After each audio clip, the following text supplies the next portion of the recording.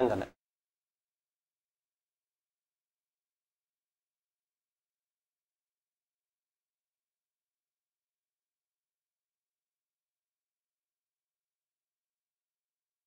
ఇదే చెప్తా.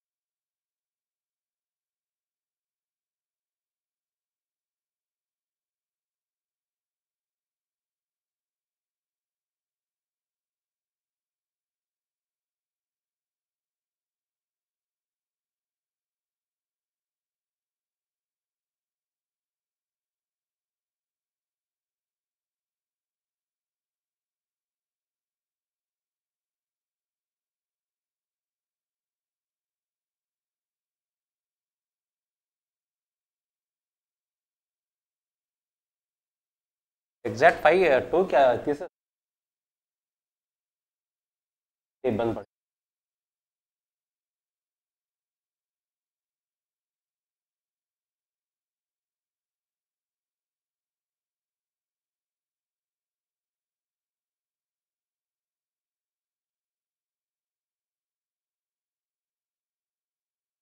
So mostly today is the last class related to this concept. Or onwards, watching the material. Sir, economics ఇవ్వనా ఇక్కడ?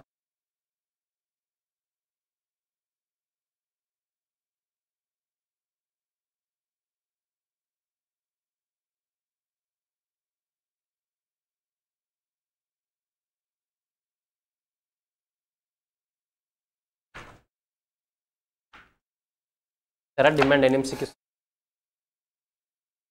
Theory of demand ఎన్ఎంసీక్యూస్ ఉన్నాయి చూడండి ఒకసారి.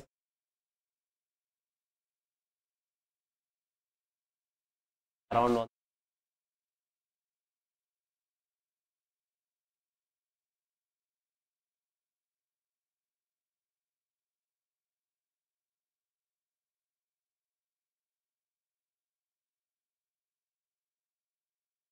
Theory of supply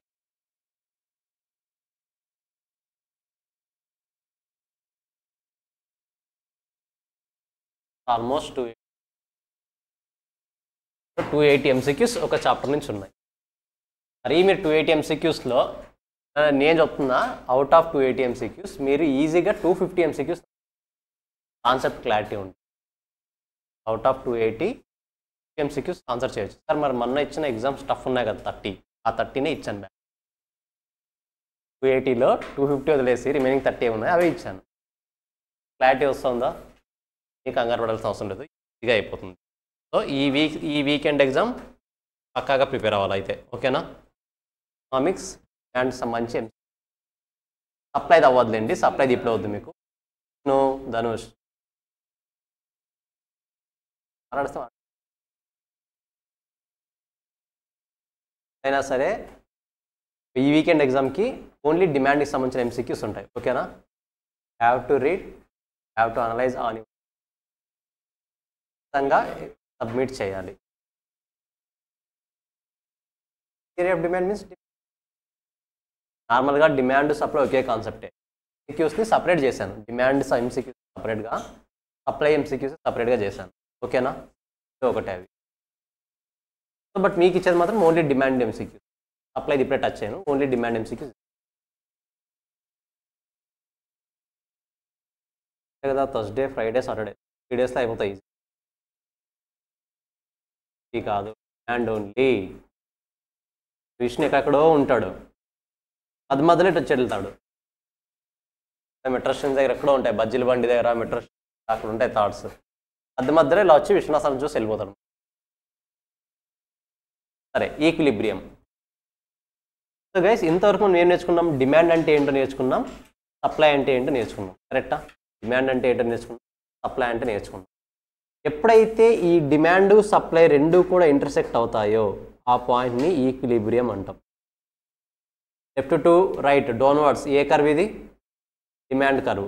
left to right upwards supply curve. ఎక్కడైతే ఈ 2 points కూడా intersect అవుతాయో intersect పాయింట్ని ఏమంటాం? ఈక్విలిబ్రియం పాయింట్ అంటాం. Equilibrium point.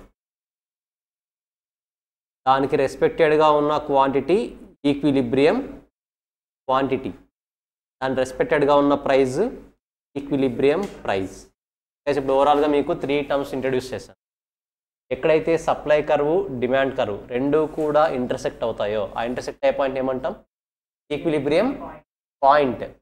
ఆ ఈక్విలిబ్రియం పాయింట్ దగ్గర ఎంత క్వాంటిటీ అయితే ఉందో ఆ క్వాంటిటీని ఏమంటాం? Equilibrium quantity. ఏ ప్రైస్తో అయితే అవి ఈక్వల్ అవుతున్నాయో దాన్ని ఈక్విలిబ్రియం ప్రైస్ అంటాం. అసలు ఏంటి ఈక్విలిబ్రియం పాయింట్ అంటే? సింపుల్, మార్కెట్లో డిమాండ్ ఎంత ఉంటుందో సప్లై కూడా అంతే ఉంటుంది. Demand equal to supply. ఈ సిచ్యువేషన్ని ఈక్విలిబ్రియం పాయింట్ అంటాం. ఉందా మార్కెట్లో అలాంటి సిచ్యువేషన్? అంటే ఎక్కువ టైం హోల్డ్ అవుతుందా? ఇప్పటికీ హోల్డ్ అవ్వదు. జస్ట్ రీచ్ అయ్యి ముందుకు వెళ్ళిపోతుంది, ఆ రీచ్ అయ్యి కిందికి పడిపోతుంది. అంతేగాని ఎగ్జాక్ట్లీ ఈక్వల్ టు ఉండేది ఎక్కువ టైం అనేది ఉండదు. మేబీ ఫ్రాక్షన్ ఆఫ్ అవర్స్, అంతకుమించి ఏముండదు. రియల్ టైం మార్కెట్లో fraction of hours. Equilibrium refers to the market situation where quantity demand is equal to quantity supplied. Simple చెప్పాలంటే demand equal to supply. Quantity demand is equal to quantity of supply. The intersection of the demand and supply determines the equilibrium price. This is called equilibrium price. Intersection point దగ్గర ఏదైతే point ఉందో ఆ respective పాయింట్కి price factor ఉంటుంది కదా, ఆ price ఫ్యాక్టర్ని equilibrium point అంటాం, equilibrium price అంటాం. At this price amount that the buyer wants to buy and the buyer of the goods is equal to amount of seller wants to. Simple చెప్పాలంటే equilibrium point దగ్గర నార్మల్గా ఒకసారి think చేయండి. Writing notes.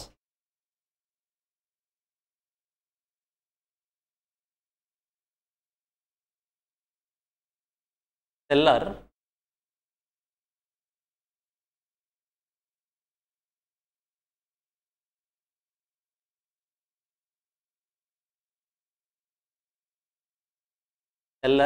KG 100 రూపీస్కి sale చేయాలనుకుంటున్నాను, ఓకేనా? But the buyer is ready to buy at only 70 rupees. ఇప్పుడు seller 100 రూపీస్కి సేల్ చేశాడు అనుకోండి ఒక ప్రోడక్ట్ని. సెల్లర్ హ్యాపీగా ఉంటాడా, బయర్ హ్యాపీగా ఉంటాడా? సెల్లర్. ఇలా బయర్ 70 రూపీస్ దగ్గర పర్చేస్ చేశాడు అనుకోండి, బయర్ హ్యాపీగా ఉంటాడా, సెల్లర్ హ్యాపీగా ఉంటాడా? బయర్. ఇప్పుడు నాకు కావాల్సిన పాయింట్ ఏంటంటే వీళ్ళిద్దరూ కూడా హ్యాపీ అవ్వాలి.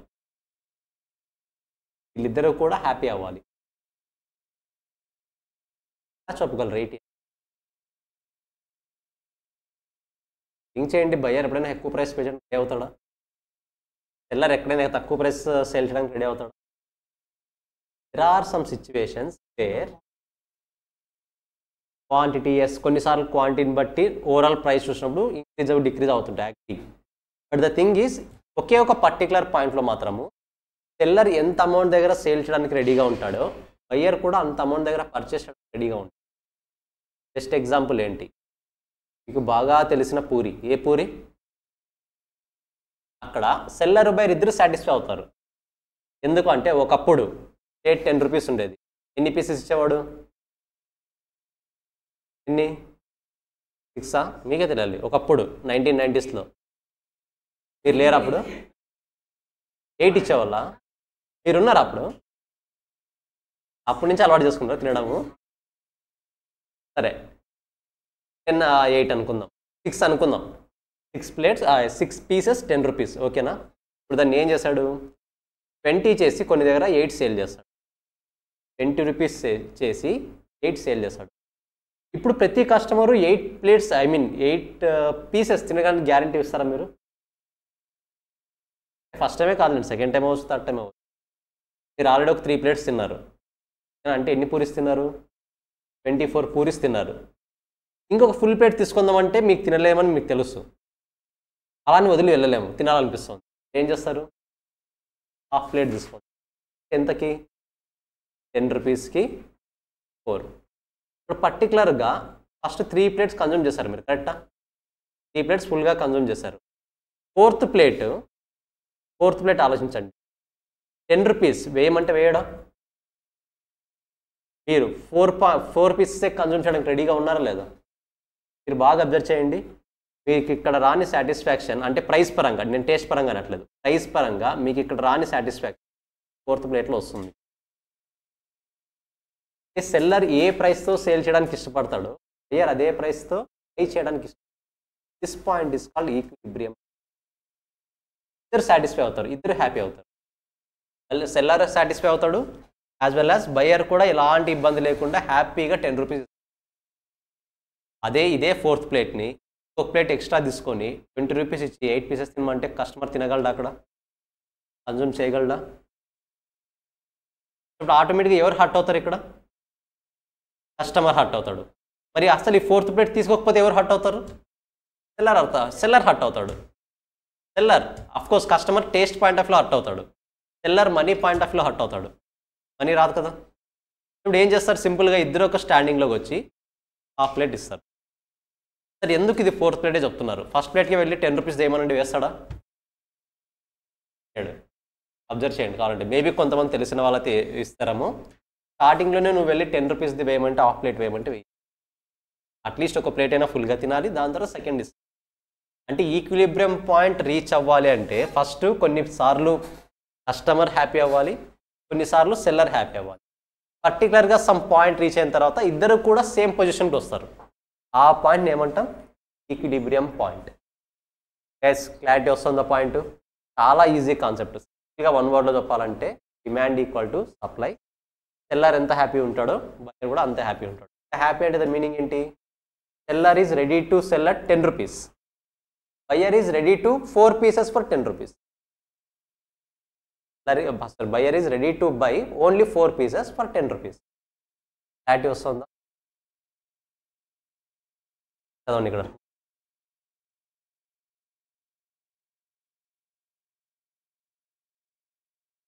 At the price of the amount that the buyer wants to buy the goods is equal to amount of seller wants to sell. Buyer wants to buy, seller wants to sell.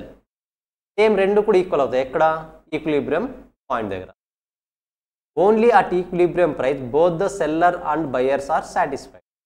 Only equilibrium point దగ్గర మాత్రమే వీళ్ళిద్దరూ కూడా happy అవుతారు. This can be explained by the following diagram. తెలిసిందే కదా, left to right slope downward. ఏ diagram అది? Left to right slope downward అంటే సప్లై. కన్ఫ్యూజ్ అవుతున్నారు అప్పుడు. Left to right slope downward demand, supply కాదు డిమాండ్. మీరు డ్రాప్స్ కన్ఫ్యూజ్ అవ్వకూడదు. Left to right slope upward supply, ఎందుకంటే డైరెక్ట్ రిలేషన్షిప్. కరెక్టా? డైరెక్ట్ రిలేషన్షిప్ ఉన్నప్పుడు అప్వర్డ్ వెళ్తుందా, డౌన్వర్డ్ వస్తుందా? అప్వర్డ్ వెళ్తుంది. నెగిటివ్ రిలేషన్షిప్ ఉన్నప్పుడు డౌన్వర్డ్ వస్తుంది. Equilibrium price means constant price or unchanged price, but this equilibrium price also change whenever there is a total change supply.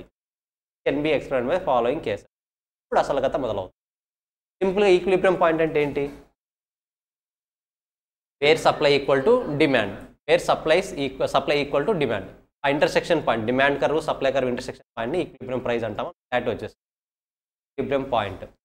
ఇక్కడ equilibrium point దగ్గర పర్టికులర్గా ఇప్పుడు ప్రైస్ గురించి డిస్కస్ చేస్తాడు. Equilibrium price is constant or it is unchanged. అంటే నార్మల్గా equilibrium price అనేది ఎప్పటికీ చేంజ్ అవ్వదు. ఎందుకు చేంజ్ అవ్వదు? కస్టమర్ 10 రూపీస్ పెట్టడానికి రెడీగా ఉన్నాడు పానీపూరిలో, దాన్ని 15 రూపీస్ ఇంక్రీజ్ చేస్తే కస్టమర్ పర్చేస్ చేస్తాడా ఆ ఎక్స్ట్రా ప్లేట్ని? చేయడు. అంటే ఈ మేబీ పర్చేస్ చేయొచ్చామో టేస్ట్ కోసం, బట్ హ్యాపీగా ఉంటాడా? ఉండడు. ఒకవేళ ఆ 10 రూపీస్ని 5 రూపీస్ చేస్తే సెల్లర్ హ్యాపీగా ఉంటాడా? ఉంటాడా? ఉంటాడు. ఎందుకు? వాడి క్లాస్ వస్తుంది కదా 5 రూపీస్. అంటే ఈక్విలిబ్రియం ప్రైస్ అనేది ఎప్పుడూ కూడా కాన్స్టెంట్గానే ఉంటుంది. ఏమీ చేంజ్ అవ్వకపోతే కాన్స్టెంట్గానే ఉంటుంది. కానీ కొన్నిసార్లు డిమాండ్లో చేంజ్ రావడం వల్ల, కొన్నిసార్లు సప్లైలో చేంజ్ రావడం వల్ల ఈక్విలిబ్రియం ప్రైస్ కూడా చేంజ్ అవుతుంది. అది ఎలా చేంజ్ అవుతుందని చెప్పే కేసెస్ డిస్కస్ చేద్దాం ఇప్పుడు. 6 కేసెస్ కూడా. ఫస్ట్ ఒకసారి చదవండి. Equilibrium price.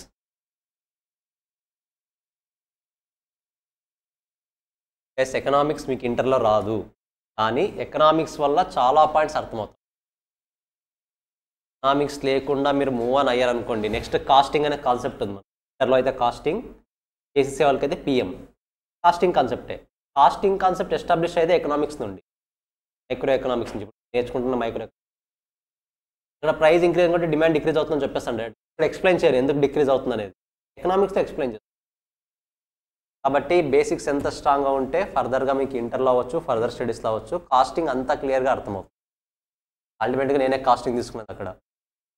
సో అప్పుడు ఖచ్చితంగా నేను ఎక్స్ప్లెయిన్ చేయను, ఈక్విలిబ్రియం పాయింట్ అని చెప్తాను.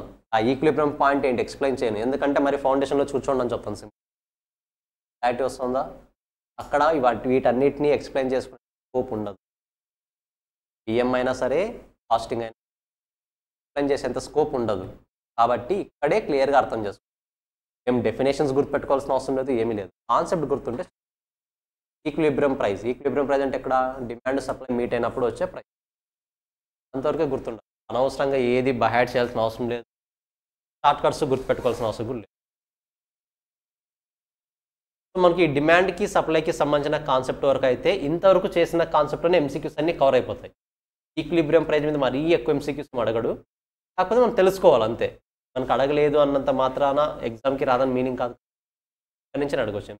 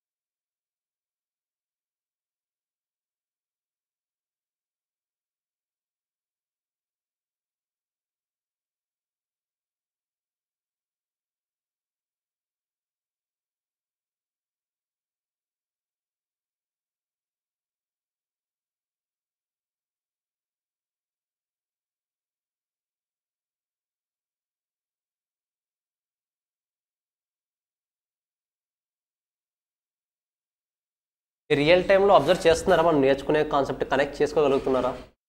ఏదో ఒక బిజినెస్ ఉంది, బిజినెస్ ఇంతవరకు మీరు ఎలా థింక్ చేస్తారు?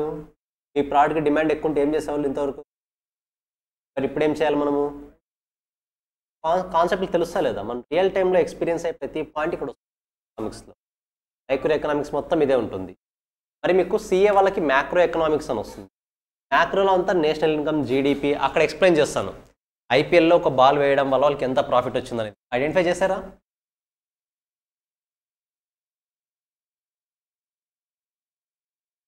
టీమ్ని బట్టి కానీ నేను యావరేజ్గా అడుగుతాను.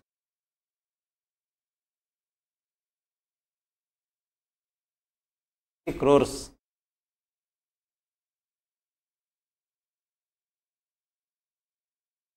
అనలైజ్ చేయలేదా ఇక్కడ?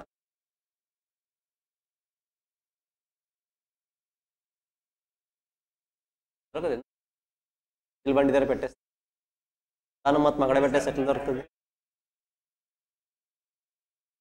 అనలైజ్ చేయలేదా? బాల్ వేస్తే బీసీసీఐకి ఎంత ప్రాఫిట్ వస్తుంది? 4 crores అనేది BCCI means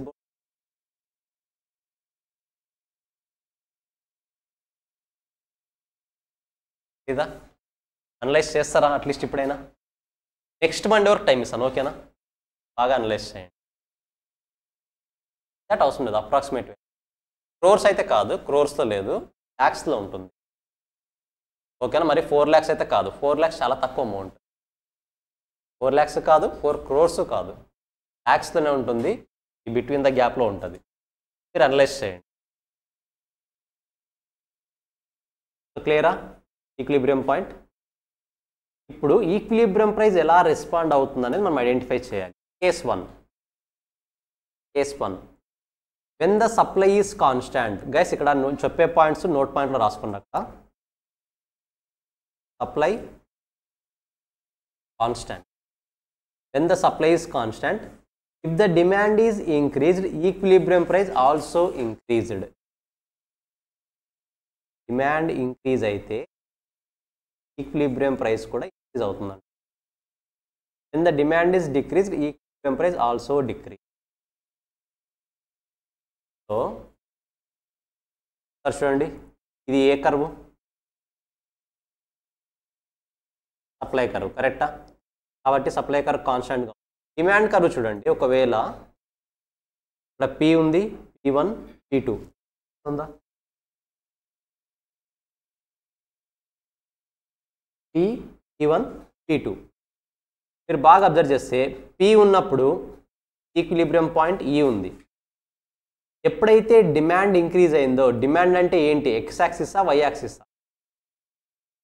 X axis. Q నుంచి Q2కి ఇంక్రీజ్ అయిందో పాయింట్ ఏమైంది, E నుంచి E2కి ఇంక్రీజ్ అయింది. E2 దగ్గర ప్రైస్ ఏమైంది, P నుంచి P2కి ఇంక్రీజ్ అయింది. గైస్ నేను చెప్తున్నది మరీ వినండి జాగ్రత్తగా, చాలా సింపుల్ పాయింట్, చూడడానికి అంత కన్ఫ్యూజన్గా ఉంటుంది కానీ చాలా సింపుల్. P Q దగ్గర ఈక్విలిబ్రియం పాయింట్ ఏది, P Q E. ఎప్పుడైతే క్వాంటిటీ డిమాండ్ ఇంక్రీజ్ అయిందో అంటే Q నుంచి Q2కి ఇంక్రీజ్ అయిందో పాయింట్ E ఏమైంది, E2 అయింది. E2 దగ్గర ప్రైస్ ఎంత ఉంది ఇప్పుడు, P2. వై యాక్సిస్లో ప్రైజ్ P నుంచి P2కి వెళ్ళింది అంటే ఇంక్రీజ్ అయినట్ట డిక్రీజ్ అయినట్ట, ఇంక్రీజ్ అయినట్టు. Q నుంచి Q2కి వచ్చిన డిమాండ్ ఏమైనట్టు, Q2 ఇంక్రీజ్ అయింది. నథింగ్ బట్ డిమాండ్ ఇంక్రీజ్ అయితే ఈక్విలిబ్రియం ప్రైస్ ఏమవుతుంది, నథింగ్ బట్ డిమాండ్కి ఈక్విలిబ్రియం ప్రైస్కి డైరెక్ట్ రిలేషన్. కంక్లూజన్ ఇప్పుడు సప్లై కాన్స్టాంట్గా ఉన్నప్పుడు,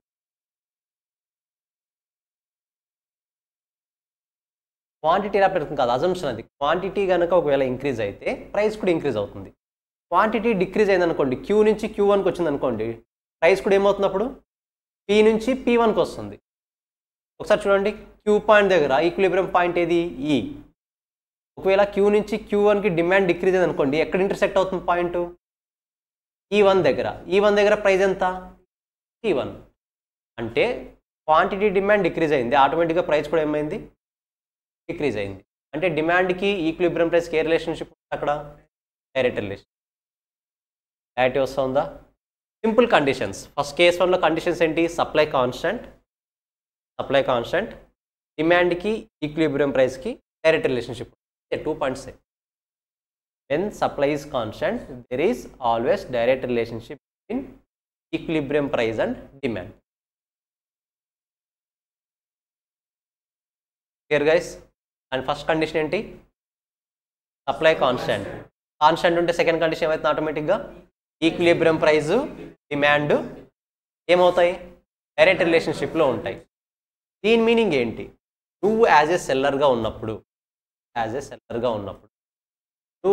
నీకు క్లారిటీ వచ్చేస్తుంది, సప్లైని నేను మీట్ అవ్వగలుగుతున్నాను అంటే మార్కెట్లో ఉన్న డిమాండ్ని నేను మీట్ అవ్వగలుగుతున్నానా లేదా. మార్కెట్లో 100 యూనిట్స్కి డిమాండ్ ఉంది, 20 యూనిట్స్ సప్లై చేయాలి, 100 యూనిట్స్ సప్లై చేయాలి. ఇప్పుడు ఈక్విలిబ్రియం పాయింట్ వస్తుంది. ఈ పర్టికులర్ కేసులో కస్టమర్స్ అన్న వాళ్ళు ఎక్కువగా కొనడానికి వస్తున్నారా, నువ్వు ఏం చేయొచ్చు, ఇప్పుడు ప్రైస్ని ఏం చేయొచ్చు, నువ్వు జాగ్రత్తగా వినండి. మార్కెట్లో 100 kgsకి డిమాండ్ ఉంది, యాజ్ ఆఫ్ నౌ నువ్వు ఎన్ని సప్లై చేస్తున్నావు, 100 kgs. ఇది ఈక్విలిబ్రియం పాయింట్. ఇప్పుడు మార్కెట్లో ఉన్న కస్టమర్స్ ఇంకా ఎక్కువ కొనడానికి వస్తున్నారు, నథింగ్ బట్ డిమాండ్ ఏమవుతుంది, ఇంక్రీజ్ అవుతుంది. అలాంటప్పుడు నువ్వు ప్రైస్ని కూడా ఏం చేయొచ్చు, ఇప్పుడు ఇంక్రీజ్ చేయొచ్చు. That is the equilibrium point. అదే కదా డైరెక్ట్ రిలేషన్, డిమాండ్కి ఈక్విలిబ్రియం ప్రైస్కి ఏ రిలేషన్షిప్ ఉంటుంది, డైరెక్ట్ రిలేషన్షిప్. క్లారిటీ వస్తుందా గైస్? ఇంతవరకు ఏం చెప్పుకున్నాం, జనరల్ అజంప్షన్ ఏంటి, మనం నార్మల్గా ఇంతవరకు ఎకనామిక్స్ తెలియకముందు మనం ఎలా థింక్ చేస్తాం, ఈ ప్రోడక్ట్కి డిమాండ్ ఉంటే ప్రైస్ ఇంక్రీజ్ చేస్తాం నార్మల్గా. కానీ మనం ఏం చెప్పాం, ఇంక్రీజ్ చేయొద్దు, డిక్రీజ్ చేయమన్నాం. కానీ ఇక్కడేం చెప్తున్నాం, డిమాండ్ ఎక్కువగా వస్తుందా, ప్రైస్ని ఏం చేయమంటున్నాం, ఇంక్రీజ్ చేయమన్నాం. మరి కండిషన్ ఏంటి, దాని దీనికి రూల్ ఏంటి, సప్లై కాన్స్టాంట్గా ఉన్నప్పుడు. క్లారిటీ వస్తుందా? అక్కడ మనం థింక్ చేసిన దాంట్లో చూడండి, ప్రైస్ డిక్రీజ్ చేస్తామంటే ఆటోమేటిక్గా సప్లైని ఏం చేస్తున్నాం, 80, 100, 150 3 కేటగిరీ పీపుల్ని కవర్ చేయాలంటే మనం సప్లై ఏం చేయాలి. మనం నార్మల్గా చెప్పుకున్న ఎగ్జాంపుల్లో 100 రూపీస్ ఉంది, డిమాండ్ బాగుంది మన ప్రోడక్ట్కి. ఇప్పుడు ప్రైస్ని ఏం చేస్తున్నాం, మనము 100 నుంచి 80కి డిక్రీజ్ చేస్తున్నాం. 80కి డిక్రీజ్ చేస్తున్నాం అంటే దాని ఇంప్లాయిడ్ మీనింగ్ ఏంటి, మన దగ్గర 80 రూపీస్ కేటగిరీ వస్తారు, 100 రూపీస్ కేటగిరీ వస్తారు, 150 కేటగిరీ వస్తారు. అంటే ముగ్గురిని నేను సాటిస్ఫై చేయాలంటే నా సప్లైని ఏం చేయాలి, ఇంక్రీజ్ చేయాలి. అంటే అక్కడ సప్లై చేంజ్ అవుతుంది, ఇక్కడ సప్లై కాన్స్టాంట్గా ఉంటుంది. క్లారిటీ వస్తుందా? సప్లై చేంజ్ అవుతుంది అంటే you have to reduce the price, supply కాన్స్టాంట్గా ఉందంటే you have to increase the price. Friends తెలుస్తుందా? ఇప్పుడు ఎన్ని కేటగిరీస్ మనం బైఫర్గేట్ చేసుకోవాలి, సమప్ చేస్తున్నా ఆ పాయింట్ని. Basic rule before learning the economics. మనకు అసలు ఎకనామిక్స్ అనే కాన్సెప్ట్ లేనప్పుడు డిమాండ్ ఎక్కువ ఉందనుకోండి, ప్రైస్ ఏం చేసేవాళ్ళము? ఇది కరెక్ట్ రూలా? కాదు. తర్వాత ఏం నేర్చుకున్నాము? డిమాండ్ ఎక్కువ ఉంటే మన రెవెన్యూ ఇంక్రీజ్ చేసుకోవాలంటే మనం ఏం చేయాలి? ప్రైస్ కాస్త డిక్రీజ్ చేసుకోవాలి. అప్పుడు ఆటోమేటిక్గా రెవెన్యూ ఇంక్రీజ్ అవుతుంది. బట్ కండిషన్ ఏంటి ఇక్కడ? సప్లై ఇంక్రీజ్ చేయాలి. ఎందుకంటే 80, 100, 150 3 కేటగిరీ పీపుల్ వస్తారు కాబట్టి 3 కేటగిరీస్ పీపుల్ని రీచ్ అవ్వాలని నేను సప్లై ఏం చేయాలి? ఇంక్రీజ్ చేయాలి. ఇప్పుడు సప్లై కాన్స్టాంట్ అంటే సప్లైని నేను ఇంక్రీజ్ చేసే ఛాన్స్ లేదు. కాబట్టి నా రెవెన్యూ అంతా ఎక్కడి నుంచి తీసుకొని రావాలి? ఇప్పుడు నేను ప్రైస్ని ఇంక్రీజ్ చేసి తీసుకురావాలి. క్లారిటీ వస్తుందా? డిమాండ్ ఇంక్రీజ్ అవుతుంది, ప్రైస్ని కూడా ఇంక్రీజ్ చేసి నా రెవెన్యూ నేను తీసుకోవాలి. కండిషన్స్ క్లారిటీ వస్తున్నాయా? బట్ మీరు ఈ కండిషన్ అప్లై చేయాలంటే మీ దగ్గర సప్లై కాన్స్టెంట్గా ఉండాలి. ఆ టైంలో మాత్రమే ప్రైస్ ఇంక్రీజ్. మీ దగ్గర సఫిషియెంట్గా సప్లై చేసే క్యాపబిలిటీ ఉందన్నప్పుడు ప్రైస్ని ఏం చేయాలి? డిక్రీజ్ చేయాలి. ఏమైనా కన్ఫ్యూజన్ ఉందా? జస్ట్ ఒకసారి రివైజ్ చేయండి. ఇప్పుడు నేను ఈ 3 పాయింట్స్ మీద క్వశ్చన్స్ అడుగుతాను. ఈ 3 పాయింట్స్ మీద క్వశ్చన్స్ అడుగుతాను. జస్ట్ ఒకసారి రివైజ్ చేయండి చూద్దాం.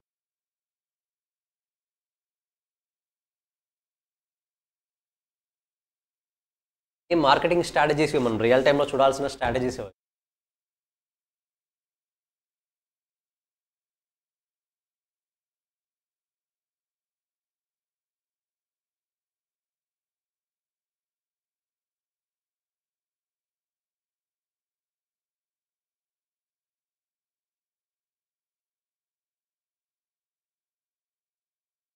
నేను స్టార్టింగ్లో ఎథిక్స్ అనే కాన్సెప్ట్తో స్టార్ట్ చేశాను నా టీచింగ్. ఎథిక్స్ తర్వాత కాస్టింగ్, స్టాట్స్. ఎథిక్స్ తర్వాత స్టాట్స్. ఆఫ్టర్ స్టాట్స్ కాస్టింగ్లోకి వచ్చాను. అంటే సైమల్టేనియస్గా మనం 1 by 1 ఇంప్రూవ్ అవ్వకుండా వస్తున్నట్టు కాస్టింగ్, దాని తర్వాత ఎఫ్ఎం. కొన్నిసార్లు కమ్యూనికేషన్ అనే సబ్జెక్ట్ ఉంటుంది, అది కూడా డీల్ చేస్తాను. ఇంటర్ వాళ్ళకి ఇప్పుడు బీడీ అనే కాన్సెప్ట్ ఉంది, ఈ కాన్సెప్ట్ కూడా డీల్ చేస్తాను. ఇన్ని సబ్జెక్ట్స్లో నాకు బాగా నచ్చిన సబ్జెక్ట్ ఏదైనా ఉంది. ఎందుకు అంటే దీంట్లో తెలిసిన బేసిక్ రూల్స్ ఎక్కడ రావు మనకి. చాలా ఇంట్రెస్టింగ్గా ఉంటుంది కాన్సెప్ట్. మనం ఇన్వాల్వ్ అవ్వాలే కానీ ఎంత ఎక్స్ప్లోజర్ కావాలంటే అంత ఎక్స్ప్లోజర్ వస్తుంది. మీరు ఎంత నేర్చుకున్నా సరే ఇప్పటికీ మార్కెట్లో కొత్త పాయింట్ తెలుస్తుంది. ఎంత నేర్చుకున్నా సరే మార్కెట్లో ఇప్పటికీ కొత్త పాయింట్ వస్తుంది. ఇప్పుడు యాపిల్ ఫోన్స్ ఉన్నాయి కదా, యాపిల్ ఫోన్స్ డిమాండ్ ఎక్కువ ఉంది కదా, ఏం చేద్దాం? Assume you are the owner of the apple. ఈ ప్రోడక్ట్కి డిమాండ్ ఉందా లేదా? డిమాండ్ ఎక్కువ ఉందా లేదా? మరి ఏం చేద్దాం ఇప్పుడు? మీరు ఏం చేస్తారు? సప్లైని కాన్స్టెంట్గా చేస్తారా, ఇంక్రీజ్ చేస్తారా? మీరే చెప్పాలి. సప్లై ఇంక్రీజ్ చేస్తారా? చేయండి బాగా. నేను క్వశ్చన్ మరి రిపీట్ చేస్తాను, జాగ్రత్తగా వినండి. You are the of the apple. మీకు మీ ప్రోడక్ట్కి చాలా డిమాండ్ ఉంది. మీరు ఇండియాలో ఉన్నారు, అది గుర్తుపెట్టుకోండి. ఈ ప్రోడక్ట్కి చాలా డిమాండ్ ఉంది. ఇప్పుడు ప్రోడక్ట్ ప్రైస్ని మీరు ఏం చేస్తారు? ఇంక్రీజ్ చేస్తారా? ఎందుకు?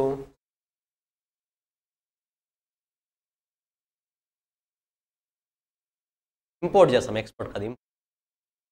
అక్కడి నుంచి రావాలి మనకు, ఇంపోర్ట్ చేస్తాం. సరే ఇంపోర్ట్ చేస్తాం కాబట్టి సప్లై అనేది లిమిటెడ్గా ఉంటుందని కాబట్టి ప్రైస్ ఇంక్రీజ్ చేస్తారా? వేరే రీజన్స్ ఏమైనా?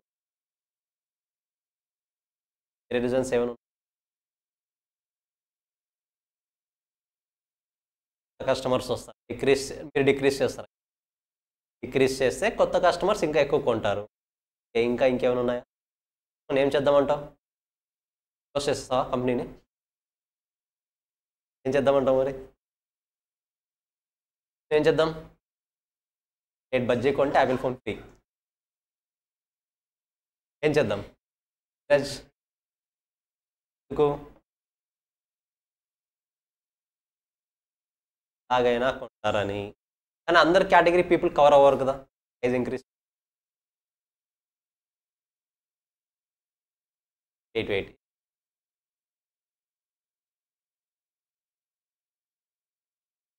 ఇప్పుడు చేసుకుని ప్రైస్ని ఇంక్రీజ్ చేస్తాం.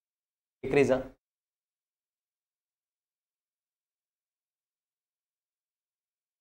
ప్రాఫిట్స్ కవర్ అయ్యే విధంగా ఎక్స్చేంజ్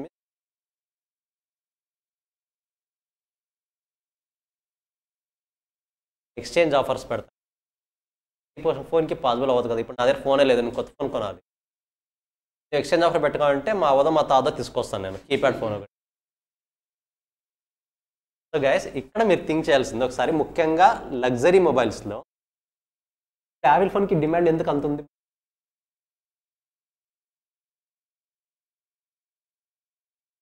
సెక్యూరిటీ గట్టిగా మాట్లాడితే 100 మందిలో 10 మందికి ఉందని చెప్తారు. చాలా తక్కువ మంది దగ్గర అది ఉండడం వల్ల దాని డిమాండ్ పెరుగుతోంది. అది రీజన్ అవునా కాదా? అంటే 100 పీపుల్ తీసుకుంటే అందులో 10 పీపుల్ మీద దగ్గర 90 పీపుల్స్ దగ్గర ఆండ్రాయిడ్ ఉంటే 10 పీపుల్ దగ్గర యాపిల్ ఉంది. అందుకనే కదా 10 పీపుల్స్ని సపరేట్గా చూడడం స్టార్ట్ చేసాం మనము, అవునా కదా? కంపేర్ టు 100 మెంబర్స్ 90 దగ్గర ఆండ్రాయిడ్ ఉంది కాబట్టి పెద్ద డిఫరెన్స్ లేదు.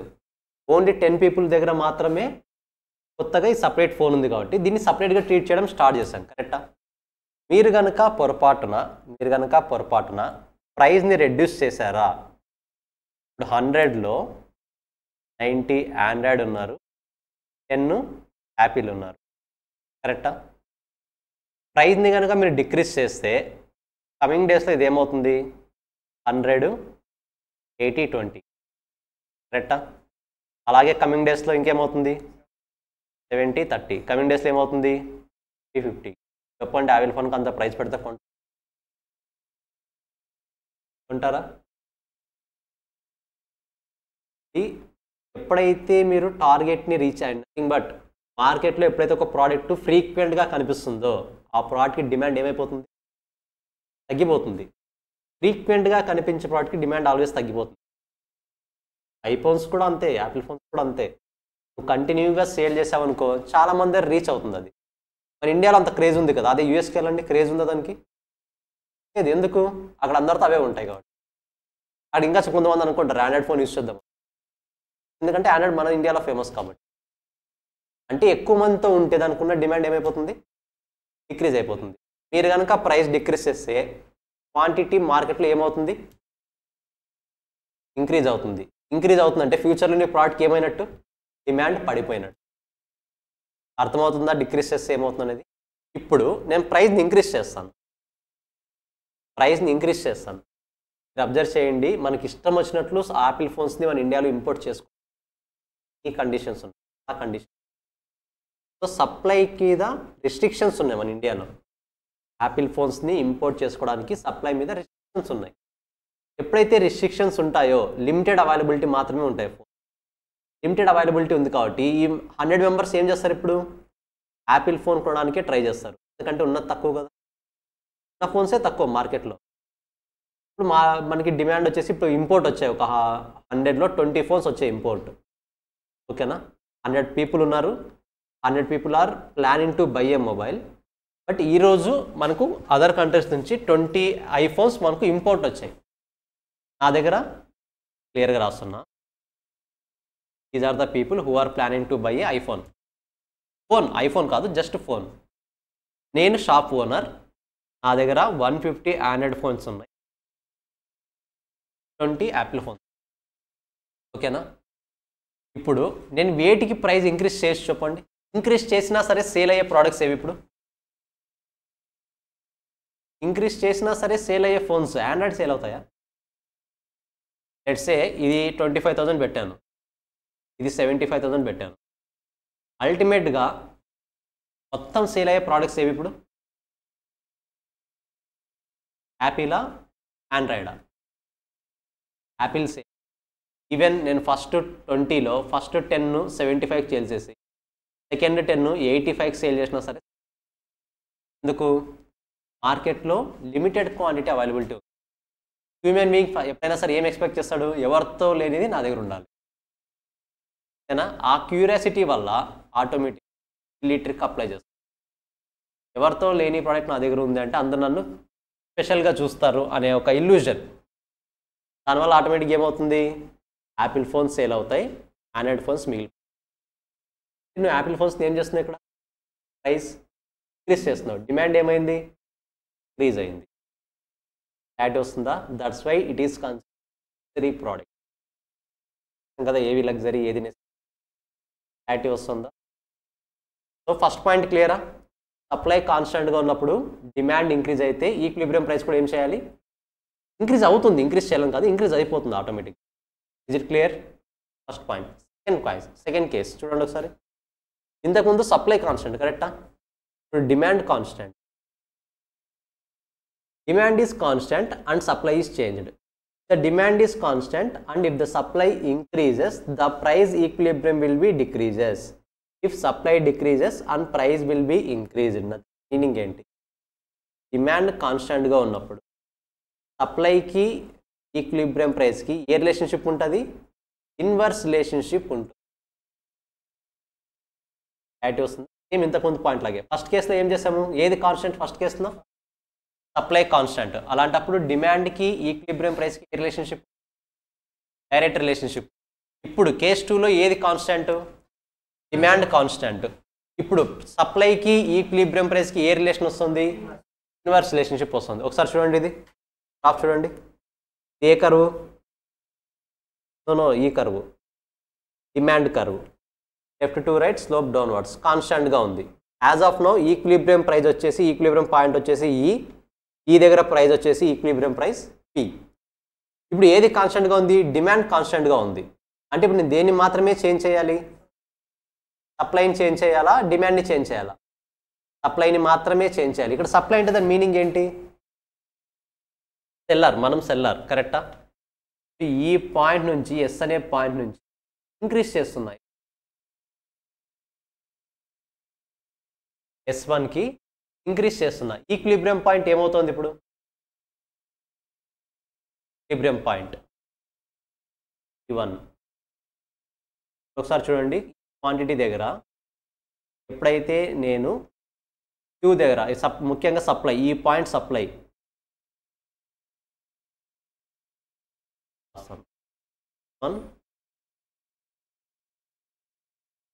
నార్మల్గా ఈక్విలిబ్రియం పాయింట్ ఉన్న సప్లై లైను. ఎప్పుడైతే నేను క్వాంటిటీని డిక్రీజ్ చేశానో, సప్లైని డిక్రీజ్ చేశాను, ప్రైస్ ఏమైంది? ఎక్కడికి వెళ్ళింది? పి నుంచి P2కి వెళ్ళింది. P2కి వెళ్ళింది అంటే సప్లై డిక్రీజ్ చేస్తూ ఉంటే ప్రైస్ ఏమవుతుంది? ఇంక్రీజ్ అవుతుంది. కాబట్టి ఇన్వర్స్ రిలేషన్. నీకు అది ఎంత కన్ఫ్యూజన్గా ఉంది అంటే స్ట్రైట్ ఫార్వర్డ్గా ఒకటే గుర్తుపెట్టు. కేస్ 1లో సప్లై కాన్స్టెంట్, డిమాండ్ డైరెక్ట్ రిలేషన్షిప్లో ఉంటుంది. దేంతో? Supply constant, demand direct relationship. దేంతో direct relationship? Equilibrium price. Not only price, it is equilibrium price.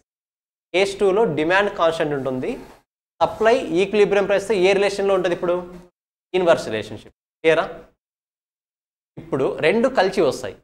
ఇంతకుముందు ఒకటి కాన్స్టెంట్, సప్లై కాన్స్టెంట్ ఉంది, ఒకసారి డిమాండ్ కాన్స్టెంట్గా ఉంది. ఇప్పుడు రెండు కలిసి వస్తే ఏమవుతుంది చూడండి. when both the demand and supply are change in same proportion. Supply change అవుతుంది, డిమాండ్ చేంజ్ అవుతుంది. ఏ ప్రపోర్షన్లో? సేమ్ ప్రపోర్షన్లో. లెట్స్ సే సప్లై 10% ఇంక్రీజ్ అయితే డిమాండ్ కూడా 10% ఇంక్రీజ్ అవుతుంది. ఇలాంటి టైంలో ఏమవుతుంది? when both the demand and supply are increase in decrease in same proportion, there must be no change in equilibrium price. as demand 10% increase అవుతుంది, supply 10% increase అవుతుంది. అలాంటప్పుడు equilibrium price ఏమైనా చేంజ్ అవుతుందా? చేంజ్ అవ్వదు. సరే, ఇక్కడ చూడండి, quantity, old quantity, new quantity. ఇప్పుడు ఓల్డ్ క్వాంటిటీ దగ్గర this is the supply line, this is the demand line. ఓకేనా?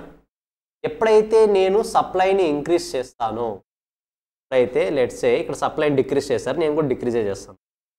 సప్లైని ఎప్పుడైతే డిక్రీజ్ చేశాను, యారో మార్క్ కూడా చూపించారు మీకు, సేమ్ ప్రపోర్షన్లో అన్నాడు కాబట్టి సేమ్ ప్రపోర్షన్లో డిమాండ్ కూడా చేంజ్ అవుతుంది. సప్లై డిక్రీజ్ అవుతుంది, ఇంక్రీజ్ అవుతుంది, షిఫ్ట్ అవుతుంది. మీరు బాగా అబ్జర్వ్ చేస్తే ప్రైస్లో ఏమైనా చేంజ్ కనిపిస్తుందా? సేమ్ పాయింట్ దగ్గర ఇంటర్సెక్ట్ అవుతుంది. E1 ప్రైస్లో ఏమైనా చేంజ్ కనిపిస్తుంది, బట్ అక్కడ ఈక్విలిబ్రియం ప్రైస్ ఏమైనట్టు? ఇప్పుడు 3 కాన్స్టెంట్లు ఉన్నాయి. ఫస్ట్ అంటే ఏది కాన్స్టెంట్? కేస్ 1లో సప్లై కాన్స్టెంట్. అలాంటప్పుడు ప్రైస్కి డిమాండ్కి ఏ రిలేషన్షిప్ ఉంది? Direct relationship. సెకండ్ కేసులో ఏది కాన్స్టెంట్? డిమాండ్ కాన్స్టెంట్ ఉంది, సప్లైకి ప్రైస్ ఎలాస్టిసిటీ ఈక్విలిబ్రియం ప్రైస్కి ఏ రిలేషన్షిప్ ఉంది? Inverse relationship. థర్డ్ కేసులో ఏది కాన్స్టెంట్ అవుతుంది? Equilibrium price. ఎప్పుడు కాన్స్టెంట్ అవుతుంది? డిమాండ్ సప్లై సేమ్ ప్రపోర్షన్లో చేంజ్ అయినప్పుడు. సింపుల్ కదా, 3 పాయింట్స్ ఉంటాయి కదా. ఫస్ట్ 3 పాయింట్స్ ఒకసారి వేస్ట్ చేయండి.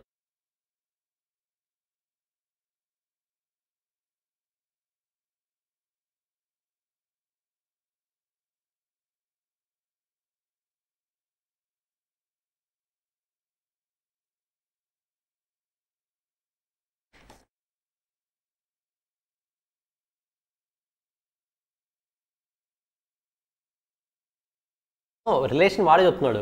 దే చేంజ్ ఇన్ సేమ్ ప్రపోర్షన్లో చేంజ్ అవుతాయని చెప్తున్నాడు. నార్మల్గా డిమాండ్కి సప్లైకి ఏమైనా రిలేషన్ ఉంటుందా? కాదు. మనం ప్రైస్ ద్వారా మాత్రమే ఐడెంటిఫై. దాని మీనింగ్ ఏంటి? ప్రైస్ కాన్స్టెంట్గా ఉంది అనుకుంటే డిమాండ్లో ఎంత చేంజ్ వస్తుందో చేంజ్ వస్తుంది.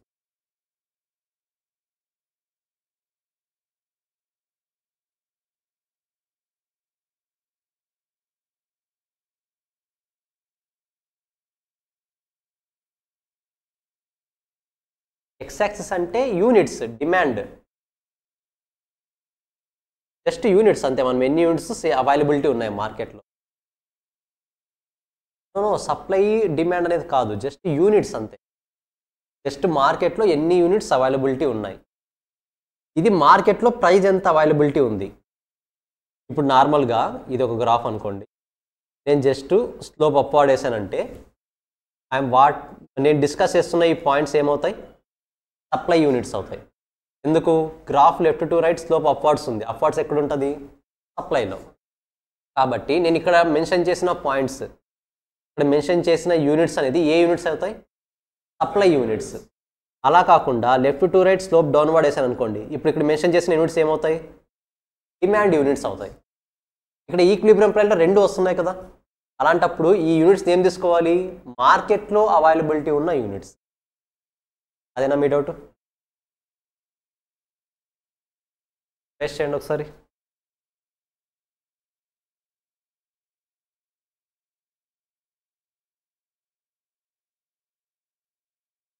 సేమ్ కాన్సెప్ట్ ఏసీసీ వాళ్ళకి మరి పిఎంలో వస్తుంది. Same concept. అక్కడ ఐ థింక్ 5 మార్క్స్ వెయిటేజ్. మరి మీకు ఏసీఎంఏ రాదా? అది కాస్టింగ్లోనే వస్తుంది. కాకపోతే ఇంత ఇండెప్త్గా రాదు, జస్ట్ అలా వచ్చి వెళ్ళిపోతుంది. బట్ ఆ మెరుపు తీయగానే మొత్తం డిసైడ్ చేస్తుంది కాన్సెప్ట్. నాకు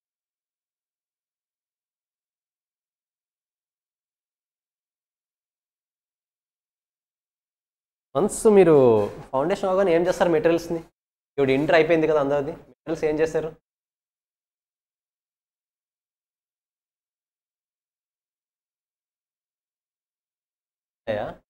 లక్ష్మణ్ ఏం చేస్తావు చెప్పు, నిజం చెప్పు, ఏం చేస్తావు? ఏం చేస్తావు? ఇంటర్మీడియట్స్ సండే మార్కెట్లో ఇచ్చేస్తావు. అనంతపూర్లోనా? విష్ణు మనోడు బజ్జీలకు యూజ్ చేస్తాడు, అలాగే అవే కదా వచ్చేది. ఇంకా సో గైస్, మీరు ఇంతవరకు చేసింది ఓకే, కానీ ఇప్పుడు నుంచి వచ్చే మెటీరియల్స్ని మీరు హోల్డ్ చేయొద్దు. నేనైతే చెప్పును హోల్డ్. కాకపోతే ఇప్పుడు ఒక మెటీరియల్ని ఎకనామిక్స్ మెటీరియలే సేవ్ చేస్తారు అనుకుందాం, సంవత్సరాలు ఉంటుంది. అంతవరకు చదువుతూనే ఉంటాం మనము, లేదు కదా. సో ఎకనామిక్స్ మెటీరియల్ ఇచ్చారు కదా, దీన్ని మీరు భద్రంగా ఇంట్లో పెట్టారనుకోండి, 10 సంవత్సరాలు ఉంటుంది. గట్టి మాటతో 10 ఇయర్స్ ఉంటుంది. దాని తర్వాత మీరే బజ్జీలు వేసేస్తారు. కరెక్టా? సో అది ఎప్పటికైనా సరే మీ నుంచి వెళ్ళిపోవాల్సిందే. కాబట్టి ఇలాంటివన్నీ గుర్తుండాలంటే మీరు చేయాల్సిన ఏకైక వర్క్ ఏంటి? ఇప్పటి నుంచి మీ చేతికి వచ్చిన ప్రతి మెటీరియల్ స్కాన్ చేసి పీడిఎఫ్లో కన్వర్ట్ చేసుకొని వాటిని మీ మెయిల్లో సేవ్ చేసుకోండి. మీరు సెలవులు అయిపోయి రేపో మర్నాడు జంప్ అన్నప్పుడు అప్పటికి కూడా మీ దగ్గర అవైలబిలిటీ. దీనివల్ల బెనిఫిట్ ఏంటి? ఇప్పుడు ఒకసారి ఆలోచించండి. మీరు ఇంటర్ క్వాలిఫై బయటకు వచ్చారు కదా, 3rd క్లాస్లోనో 4th క్లాస్లోనో మీ హ్యాండ్ రైటింగ్ ఎలా ఉండేది, నీకు ఎన్ని మార్క్స్ వచ్చేవి, ఇవన్నీ తెలుసుకుంటే బాగుంటుందా? తెలుసుకోండి. ఇప్పుడు చూద్దాం, అవుతుందా? అవ్వదు. అంటే అప్పుడు టెక్నాలజీ లేదు. ఇప్పుడు టెక్నాలజీ ఉంది కదా.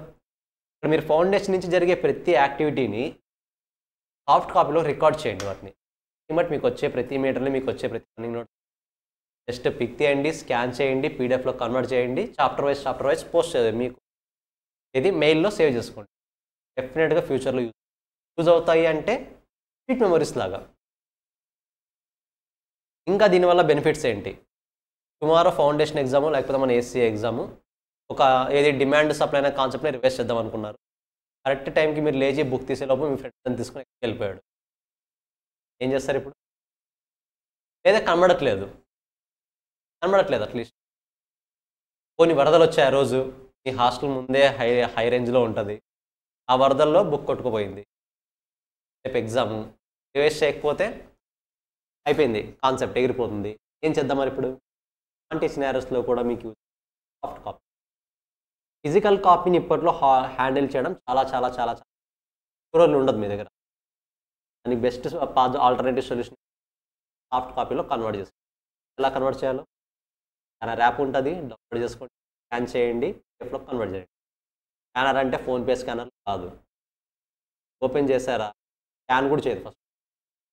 ఐ హోప్ మీరు ఎక్స్పీరియన్స్ ఉందనుకుంటున్నాను ఆల్రెడీ.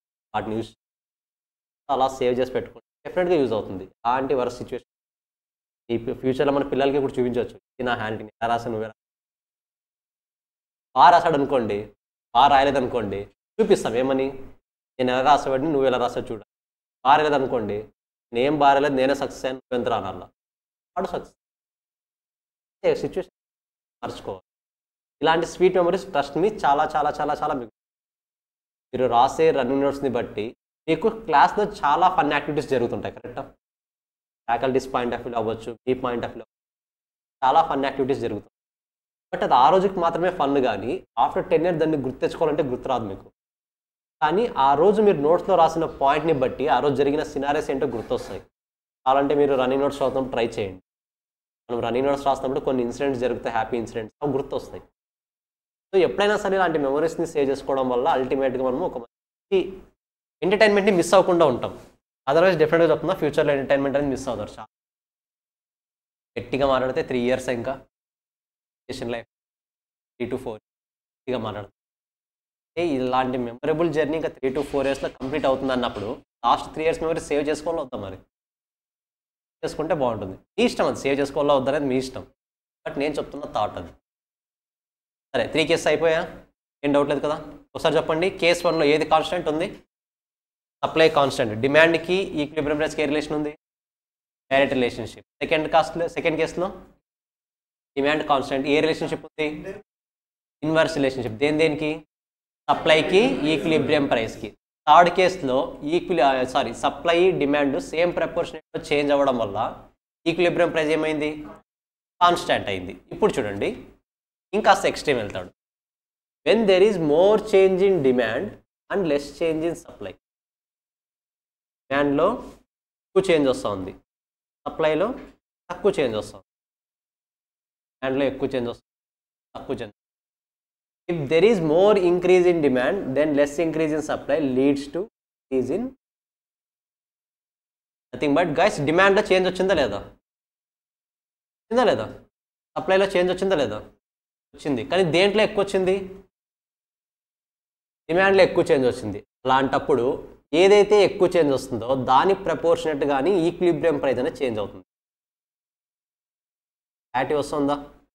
ఇప్పుడు డిమాండ్ ఇంక్రీజ్ అయింది, సప్లై, ఒకసారి వినండి ఇక్కడ, డిమాండ్ ఇంక్రీజ్ అయింది, సప్లై ఇంక్రీజ్ అయింది. ఏది ఎక్కువ ఇంక్రీజ్ అయింది? డిమాండ్. అంటే ఎక్కువ ప్రపోర్షన్ చేంజ్ వచ్చింది ఏది? డిమాండ్. డిమాండ్ని బేస్ చేసుకుని ఈక్విలిబ్రియం ప్రైస్ అనేది ఇప్పుడు చేంజ్ అవుతుంది. డిమాండ్కి ఈక్విలిబ్రియం ప్రైస్కి ఏ రిలేషన్షిప్ ఉంటుంది? కాబట్టి ఇప్పుడు ఈక్విలిబ్రియం ప్రైస్ కూడా ఏమవుతుంది? ఇంక్రీజ్ అవుతుంది. రెండు చేంజ్ అయ్యాయి, కానీ ఎక్కువ చేంజ్ దేంట్లో వచ్చిందో దాన్ని బట్టి చేంజ్ అవుతుంది. క్లారిటీ వస్తుందా? నెక్స్ట్ వన్ కూడా చదవండి, రెండు కనెక్ట్ చేసుకోండి, ఈజీ అవుతుంది. If there is more increase in supply and less increase in demand that leads to decrease of price. ఇప్పుడు సప్లైలో ఏమొచ్చింది?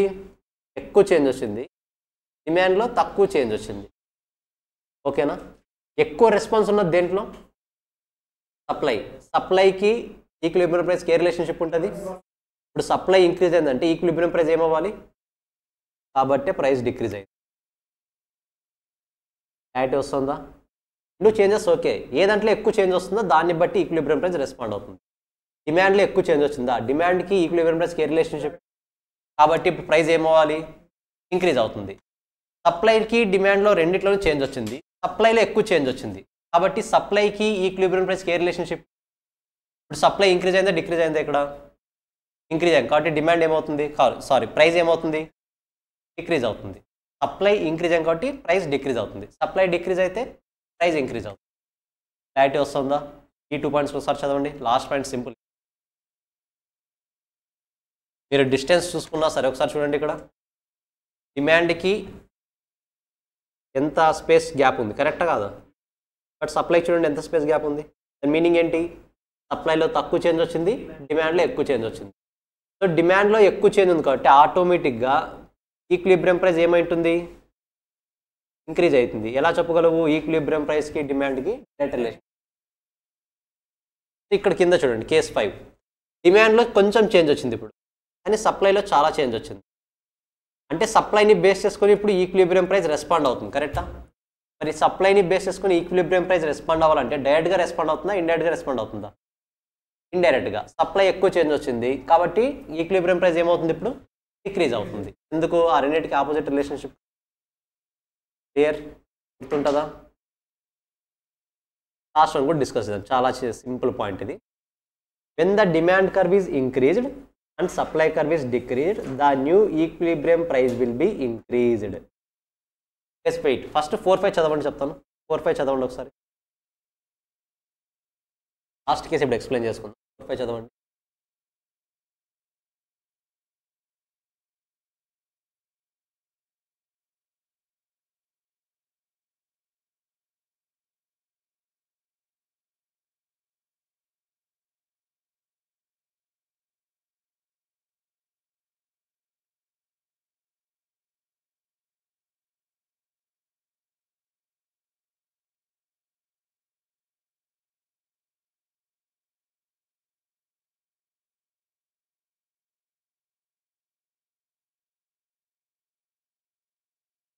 బయటికి వెళ్ళావు, అక్కడ ఏం రాయలేదు నేను. ఎస్ శివప్రసాద్.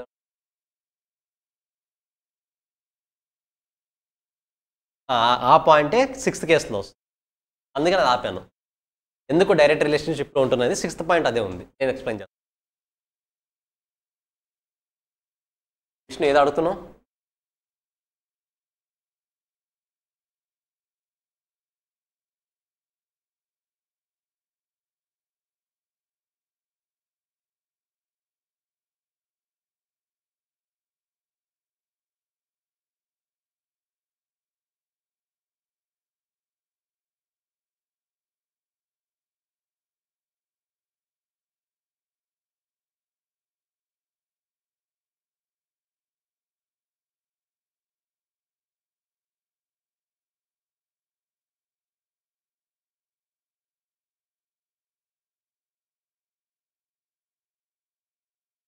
డిగ్రీ డిసిషన్ తీసుకున్నారా?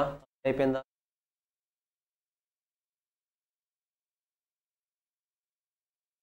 లేదా సెకండరీ ఇవ్వాల్సిన రెస్పాన్సిబిలిటీ చెప్పాలా? డిఫరెన్స్ డిగ్రీ లేకుండా ఏమవుతుంది అనేది బేసిక్ చెప్పుకుంటాను. బట్ నేను రియాలిటీస్ మాట్లాడతా కనుక భయపడతారు. మరి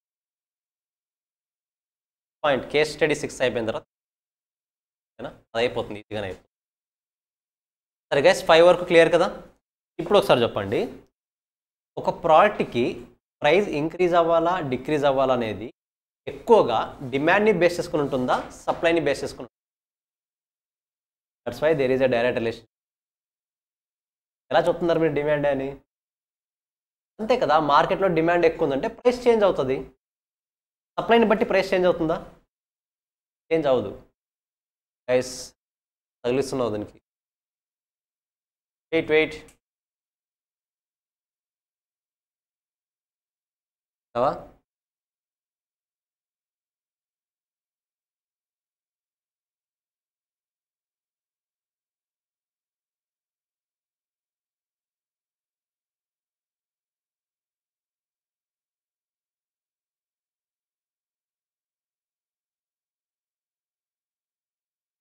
సరే గైస్ ఇప్పుడు చెప్పండి మీరే, ఒక ప్రోడక్ట్ యొక్క ప్రైస్ డిమాండ్ని బట్టి చేంజ్ అవుతుందా, సప్లైని బట్టి చేంజ్ అవుతుంది? ఏం చెప్తారు? ఖచ్చితంగా డిమాండ్ని బట్టి చేంజ్ అవుతుంది. కాబట్టి ఆల్వేస్ ప్రైస్కైనా సరే డైరెక్ట్ రిలేషన్షిప్ ఉంటుంది. కానీ నార్మల్గా according to our basic rule ప్రైస్కి డిమాండ్కి ఏ రిలేషన్షిప్ ఉంటుంది? మరి ఇప్పుడు ఎందుకు డైరెక్ట్ అని చెప్తున్నాము? Because is equilibrium price. అంటే మరి ఇంతవరకు నేర్చుకున్న కండిషన్స్ అన్నీ కూడా ఈక్విలిబ్రియం పాయింట్ వరకు రీచ్ అవ్వనంత వరకే. వన్స్ ఈక్విలిబ్రియం పాయింట్ రీచ్ అయిపోయి ముందుకు వెళ్ళమంటే రివర్స్ అవుతాయి కండిషన్స్ అన్నీ. క్లారిటీ వస్తుందా? క్వశ్చన్లో ఏమీ చెప్పలేదు అంటే they are talking about below equilibrium price. క్వశ్చన్లో ఈక్విలిబ్రియం ప్రైస్ అంటే సపరేట్గా వర్డ్ మెన్షన్ చేస్తారు. అంత కన్ఫ్యూజ్ అవ్వాల్సిన అవసరం లేదు. Moreover examination point of view కూడా మరీ అంత హై ఇంపార్టెంట్ అయితే. సో ఈక్విలిబ్రియం ప్రైస్ అనేది నేను అడుగుతున్నది normal price, equilibrium price 2 categories ఉన్నాయి. నార్మల్ ప్రైస్ అనుకోండి, నార్మల్ ప్రైస్కి డిమాండ్కి ఏ రిలేషన్షిప్? ఇన్వర్స్ రిలేషన్షిప్ ఉంటుంది. అదే ఈక్విలిబ్రియం ప్రైస్ కనుకోండి, already supply equal to demand అయిపోయాయి కదా. ఇప్పుడు సప్లై ఈక్వల్ టు డిమాండ్ అయినప్పుడు నేను నా ప్రోడక్ట్కి డిమాండ్ ఎక్కువ ఉంటే ప్రైస్ ఏం చేస్తాను? నేను ఇంక్రీజ్ చేస్తాను. అదే కదా ఎగ్జాంపుల్ చెప్పుకుంది ఇప్పుడు ఇక్కడ పాయింట్లో. క్లారిటీ వస్తుందా? కన్ఫ్యూజన్ ఏమైనా ఉందా? ఇంకోసారి ఎక్స్ప్లెయిన్ చేయాలి ఆ టైమింగ్, మరి ఇంకోసారి ఆ కాన్సెప్ట్ ఎక్స్ప్లెయిన్.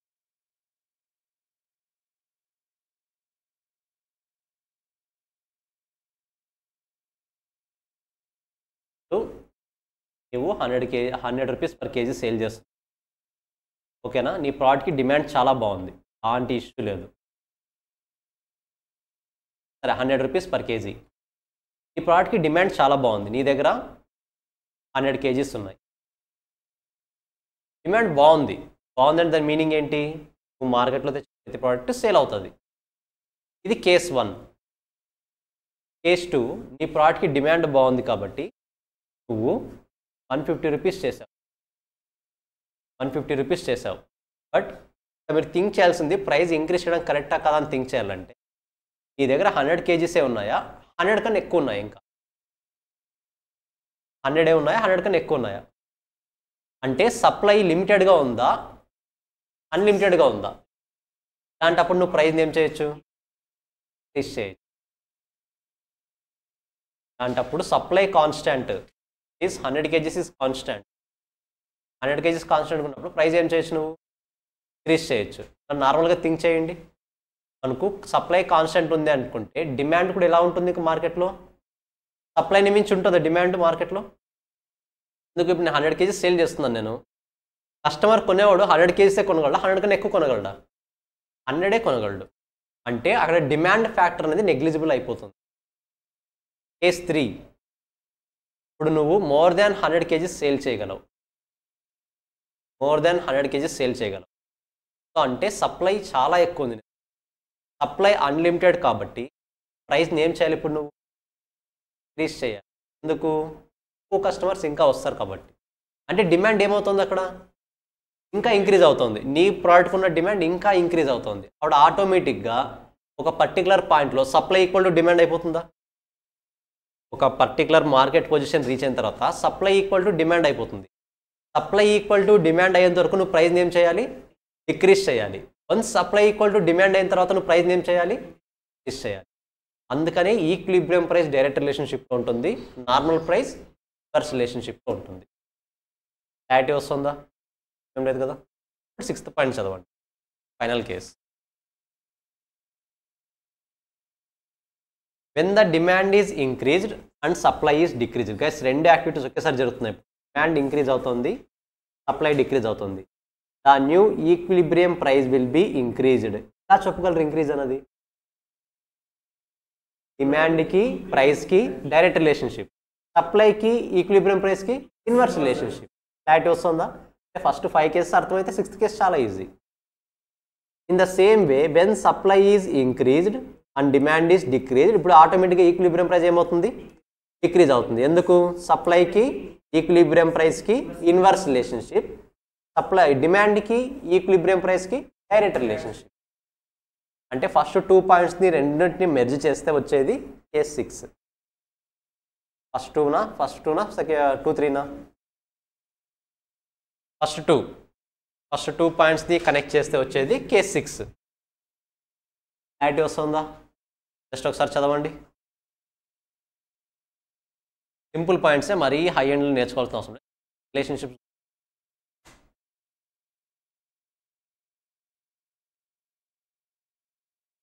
2 minutes అవుతే సమ్మరైజ్ చేసేసి క్లోజ్ చేసేసి కొన్ని పాయింట్స్ మాట్లాడాలి.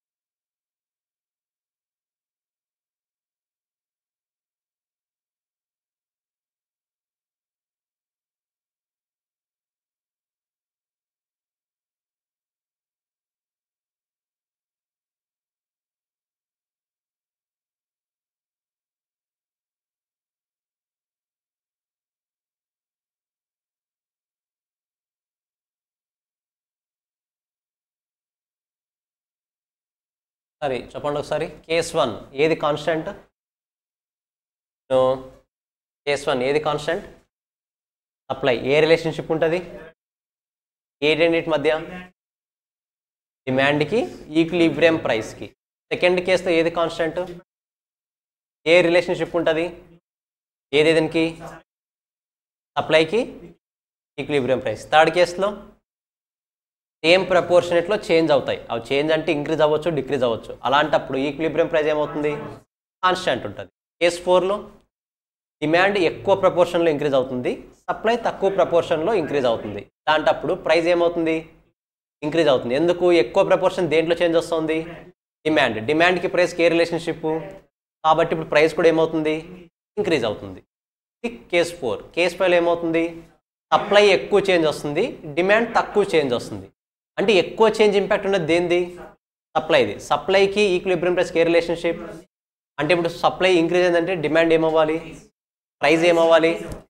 డిక్రీజ్ అవ్వాలి. డిక్రీజ్ అవుతుంది. ఇక లాస్ట్ కేసు సప్లై డిక్రీజ్ అవుతుంది, ప్రైస్ డిమాండ్ ఇంక్రీజ్ అవుతుంది. డిమాండ్ ఇంక్రీజ్ అవుతుంది, సప్లై డిక్రీజ్ అవుతుంది. అలాంటప్పుడు ఈక్విలిబ్రియం ప్రైస్ ఏమవ్వాలి? ఇంక్రీజ్ అవ్వాలి. ఎలా వచ్చింది? కేస్ 1 కేస్ 2 కండిషన్స్ అవే కదా, రిలేషన్షిప్స్. సో కేస్ 1లో బేస్ చేసుకొని డిమాండ్ ఇంక్రీజ్ అవుతుంది కాబట్టి ఈక్విలిబ్రియం ప్రైస్ కూడా ఇంక్రీజ్ అవుతుంది. కేస్ 2లో సప్లై ఇంక్రీజ్ అయింది అంటే డిమాండ్ ఏమవ్వాలి? డిక్రీజ్ అవ్వాలి. కేస్ 2 నార్మల్గా నేను చెప్తున్న రిలేషన్షిప్. సప్లై ఇంక్రీజ్ అయితే డిమాండ్ ఏమవ్వాలి? సప్లై ఇంక్రీజ్ అయితే ఈక్విలిబ్రియం ప్రైస్ ఏమవ్వాలి? డిక్రీజ్ అవ్వాలి. కేస్ 6లో కూడా అదే కదా జరుగుతున్నది. డిమాండ్ ఇంక్రీజ్ అయితే ఈక్విలిబ్రియం ప్రైస్ ఇంక్రీజ్ అవుతుంది, సప్లై ఇంక్రీజ్ అయితే ఈక్విలిబ్రియం ప్రైస్ డిక్రీజ్ అవుతుంది. ఆ పాయింట్ చెప్తున్నాడు కేస్ 6. సింపుల్ రిలేషన్షిప్, క్లారిటీ ఉంటే ఇక్కడతో demand and supply complete. Tomorrow MCQ start చేయాలి. Should know about MCQ. Yes, మీకు ఆల్రెడీ అడిగిన క్వశ్చన్ అనేది ఇప్పటికీ సేమ్ క్వశ్చన్ అడుగుతున్నా. ఎంసీక్యూ ఈజీనా, డిస్క్రిప్టివ్ ఈజీనా? డిస్క్రిప్టివ్ ఈజీనా, ఎంసీక్యూ ఈజీనా? డిస్క్రిప్టివ్ ఈజీనా? మన వాళ్ళు ఎందుకు అసలు ఈ డిస్క్రిప్టివ్ అనే కాన్సెప్ట్ని తీసి ఒకప్పుడు అంతా డిస్క్రిప్టివ్ ఉండేది. డిస్క్రిప్టివ్కి అవసరం లేదా?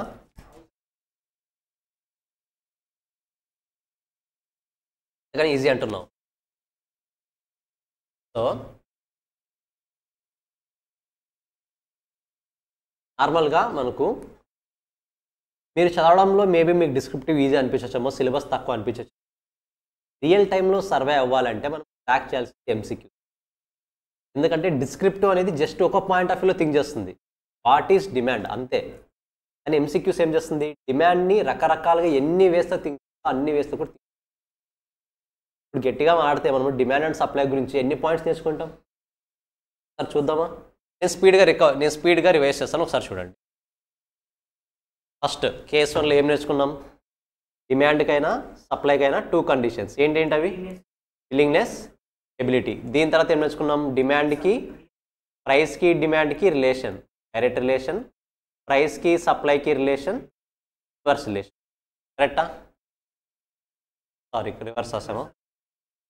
ప్రైస్కి డిమాండ్కి డైరెక్ట్ రిలేషన్, రివర్స్ రిలేషన్షిప్, ప్రైస్కి సప్లైకి డైరెక్ట్ రిలేషన్షిప్. దీని తర్వాత ఏం నేర్చుకున్నాం? సబ్స్టిట్యూట్ గుడ్స్ ఏ రిలేషన్షిప్ ఉంటుంది? డైరెక్ట్. కాంప్లిమెంటరీ గుడ్స్ ఏ రిలేషన్షిప్ ఉంటుంది? ఇన్వర్స్. తర్వాత ఇన్కమ్లో 2 కేటగిరీస్. ఇన్కమ్లో సుపీరియర్ అయితే డైరెక్ట్, ఇన్ఫీరియర్ అయితే ఇన్వర్స్. దీని తర్వాత ఏం నేర్చుకున్నాం మనము? డిటర్మినెంట్స్, ఎక్సెప్షన్స్, ఇలాంటివన్నీ నేర్చుకున్నామా? ఇలా ఓవరాల్గా చూస్తే మనము గట్టిగా మాట్లాడితే 70 to 80 పాయింట్స్ నేర్చుకున్నాం. Demand and supply. మనకి ఎన్ని ఎంసీక్యూస్? 280 ఎంసీక్యూస్ ఉన్నాయి. సప్లై, డిమాండ్ రెండు కలిపి. దీన్ని బట్టి ఏం చేస్తున్నాడు? మనం ఇప్పుడు ఓన్లీ ఒక వేలో థింక్ చేస్తాం, వాడు ఇంకో వేలో ఏం. సో మనం ఇంతవరకు నేర్చుకున్నది కాన్సెప్ట్. ఎంసీక్యూలో మనం నేర్చుకునేది అప్లికేషన్. మీరు నేర్చుకున్న కాన్సెప్ట్ని ఎలా అప్లై చేయాలి, మీరు రియాలిటీలో చేసేది కూడా ఇదే. మీరు నార్మల్గా కాన్సెప్ట్ నేర్చుకుంటారు, నేర్చుకున్న కాన్సెప్ట్ని రియాలిటీలో అప్లై చేస్తారు. మీకు ఎంతమందికి తెలుసో తెలియదో బ్యాలెన్స్ షీట్ టాలీ చేస్తారు కదా, మీరు కష్టపడి చేస్తారా? కానీ మీకు తెలుసో లేదో రియాలిటీలో అసలు బ్యాలెన్స్ షీట్ ప్రిపేర్ చేయం. కానీ అంటే మీరు చేసే ఆర్డర్లో చేయము. ఫస్ట్ లెఫ్ట్ సైడ్లో డెబిట్స్ ఏ వస్తాయి, క్రెడిట్ ఏ వస్తాయి, అలా చేయము. రివర్స్ ఆర్డర్లో సాల్వ్ చేస్తాం రియల్ టైంలో. ఆల్రెడీ బ్యాలెన్స్ షీట్ మనం ప్రిపేర్ చేసి ఇస్తారు, కొన్ని కేసులో మనమే ప్రిపేర్ చేస్తాం. ఆ ప్రిపేర్ చేసి ఇచ్చిన బ్యాలెన్స్ షీట్ని రివర్స్ క్యాలిక్యులేషన్లో మనం సాల్వ్ చేస్తాం, క్రాస్ వెరిఫై చేసుకోవడం. అంటే మీరు ఇన్ని రోజులు కష్టపడి కాన్సెప్ట్ రియాలిటీలో మనం అలా చేయం. అస్సలు స్ట్రైట్ ఫార్వర్డ్గా వెళ్ళాము. ఇది కూడా ఏదైతే వర్క్ నేర్చుకుంటామో ఆ వర్క్ అంతా కూడా రివర్స్ క్యాలిక్యులేషన్లో జరుగుతుంది. 90% ఆఫ్ ది వర్క్ మనం రివర్స్ క్యాలిక్యులేషన్, రివర్స్ ఆర్డర్లో వెళ్తాయి. క్రాస్ వెరిఫై చేసుకోవాలి. లెట్స్ సే మీరు ఇక్కడి నుంచి మీ ఇంటికి వెళ్తున్నారు, రింగ్ పడిపోయింది. మీది రింగో ఏదో గోల్డ్ కాయినో ఏదో గోల్డ్ చైన్ ఏదో పడిపోయింది. ఇప్పుడు ఏం చేయాలి? మీరు ఇంటి నుంచి ఇక్కడికి రావాలి, ఇక్కడి నుంచి ఇంటికి వెళ్ళాలా? మరి ఇక్కడి నుంచి ఇంటికి వెళ్ళారు, ఈ గోల్డ్ చైన్ మిస్ అయిపోయింది. అది దొరకాలంటే మీరు ఏం చేయాలి? అక్కడి నుంచి రిటర్న్ రావాలి. ఇక్కడి నుంచి వస్తే యూజ్ ఉంటుందా? యూజ్ ఉండదు.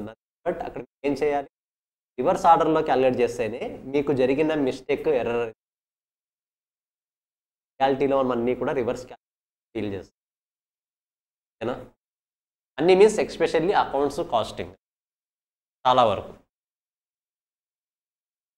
క్లియర్? సో గైస్, ఇంకా 5 to 10 minutes టైం ఉంది. ఒక 5 minutes టైం ఇస్తాను, ఒకసారి అన్నీ రివైజ్ చేయండి. ఇక్కడతో ఈ చాప్టర్స్ అన్నీ క్లోజ్ చేసేస్తున్నాం. మరో ఓన్లీ ఎంసీక్యూస్. ఓకేనా? రివైజ్ చేయండి 2 minutes అన్నీ.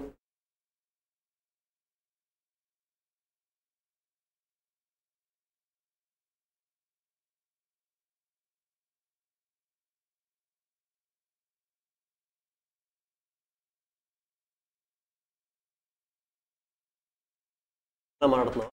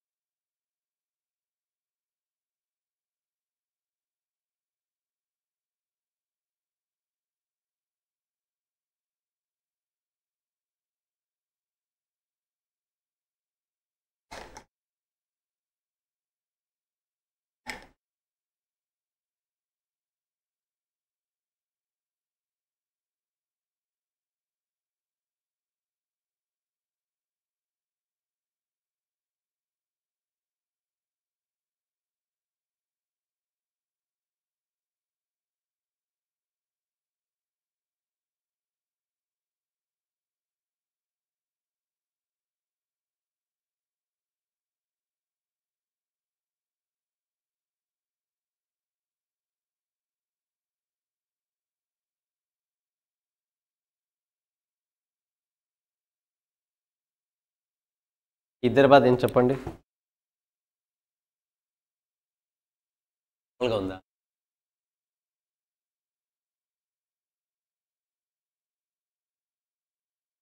కదా, డిమాండ్ అర్థమైతే సప్లై అర్థమవుతుంది. డిమాండ్ అర్థం కానప్పుడు సప్లైలో అర్థమవుతుంది? ఛాన్సే లేదు. అయిపోయింది, నన్ను లేపేస్తున్నావు స్క్రీన్ నుంచి నువ్వు.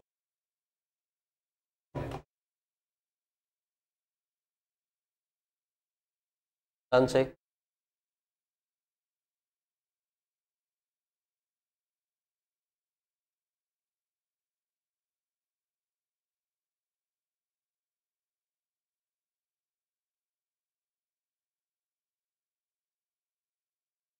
అక్కడ వెళ్ళాను క్లెయిమ్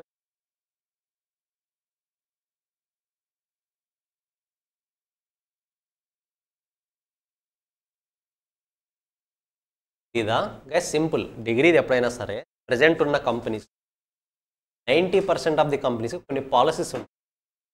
ఆ పాలసీస్ ఏంటంటే నువ్వు ఒక పర్సన్ని హైర్ చేయాలంటే అట్లీస్ట్ బేసిక్ డిగ్రీ ఉండాలి అంటాడు. At least basic degree. కొన్ని కంపెనీస్ ఎలా అంటే మీరు ఒకవేళ క్వాలిఫై అయ్యారనుకోండి 100 కంపెనీస్కి అప్లై చేస్తారు. ఈ కంపెనీస్ మేబీ షార్ట్ లిస్ట్ చేసి ఎందుకు రిమైనింగ్ ఎందుకు సెలెక్ట్ అవుతున్నావు అంటే first of all basic qualification meet అవ్వట్లేదు. బేసిక్ డిగ్రీ అనేది ఆల్మోస్ట్ ప్రతి కంపెనీ బేసిక్ క్రైటీరియా.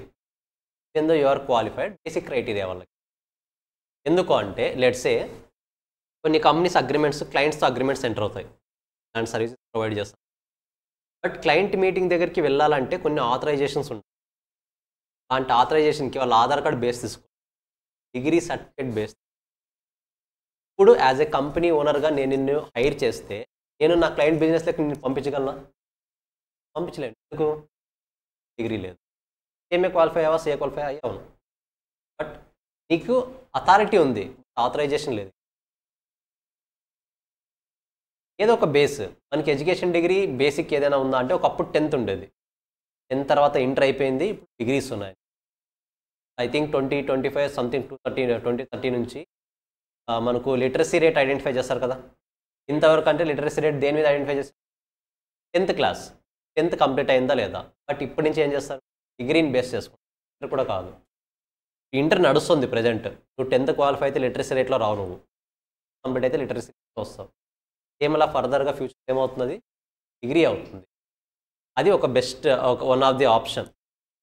ఒకసారి థింక్ చేయండి. In worst situation, very worst situation, due to some reasons మనము ఈ ఫీల్డ్లో ఉండలేకపోయినాం. ఏదంట్లో సిఏ అవ్వచ్చు, సిఎంఏ అవ్వచ్చు, ఏసీ అవ్వచ్చు, ఏదైనా అవ్వచ్చు. కొన్ని ఇష్యూస్ వల్ల ఎడ్యుకేషన్ నుంచి తప్పుకోవాల్సి వచ్చింది. అలాంటి టైంలో మనల్ని ప్రొటెక్ట్ చేసేది డిగ్రీ. అట్లీస్ట్ ఏదో డిగ్రీ ఉంటుంది మన చేతిలో జాబ్స్కి వెళ్ళడం. ఓకేనా? Second point. థర్డ్ పాయింట్, మనం ఆర్టికల్షిప్కి వెళ్ళాలి. కరెక్టా? ఆర్టికల్షిప్ ఇంటర్న్షిప్ కాదు, ఆర్టికల్షిప్ ట్రైనింగ్ పీరియడ్కి వెళ్ళాలి. ఇంటర్న్షిప్ అంటే మేము ఇచ్చేది, ఆర్టికల్షిప్ అంటే మీరు చేసేది. Internship is nothing but guidance. మీరు ఆర్టికల్స్కి వెళ్ళాలి, నథింగ్ బట్ మీరు ఒక ప్రాపర్ అథారిటీ సిఏ దగ్గర సిఎంఏ సమ్ టైం వర్క్ చేస్తారు. ఆ వర్క్ చేస్తున్నప్పుడు ఓన్లీ సిఎంఏ బేస్ మీద వెళ్ళారా కాస్త స్టైఫండ్ తగ్గుతుంది. అలా వద్దు అనుకొని డిగ్రీ బేస్ మీద కూడా వెళ్ళారా ఆటోమేటిక్. ఎందుకంటే ఒక నాలెడ్జ్ ఉంటుంది, డిగ్రీ కంప్లీట్ అయిందంటే ఒక నాలెడ్జ్ ఉంటుంది. నాలెడ్జ్ ఉంటుంది కాబట్టి సర్టిఫికేషన్ ఉంది కాబట్టి ఛాన్సెస్ ఎక్కువ ఉంటాయి, సెలెక్ట్ చేసుకునే ఛాన్సెస్ ఇంక్రీజ్ అవుతాయి. అలాంటి రీజన్స్ చాలా ఉంటాయి. బట్ నాకు మీలో ఈ రీజన్స్ అన్నీ ఏం కనిపించలేదు. మీకు మెయిన్ రీజన్ ఏంటి? సార్ మరీ ఇదే చదువుతున్నాం, అది కూడా చదవాలా, రెండు ఇదే చెప్తుందా? మీరు చదవాల్సిన అవసరం. మీరు సీనియర్స్ ఎంతమంది ఉంటే అంతమందిని మన సిఏ, సిఎంఏ, ఎస్ఏ ప్లాట్ఫామ్లో అనలైజ్ చేస్తారు. వాళ్ళు గట్టిగా మాట్లాడితే దానికోసం 1 వీక్ స్పెండ్. 1 వీక్లో అన్ని పేపర్స్ కంప్లీట్ అయిపోతాయి. మీరు 1 వీక్ స్పెండ్ చేయడానికి ఆలోచిస్తారు. 3 ఇయర్స్ డిగ్రీని పోగొట్టుకుంటున్నారు. 6 మంత్స్కి 1 వీక్ పెద్ద మ్యాటరా? కాదు.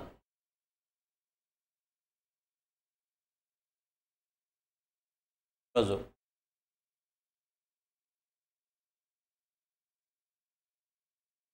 ఎగ్జామ్స్ అనేది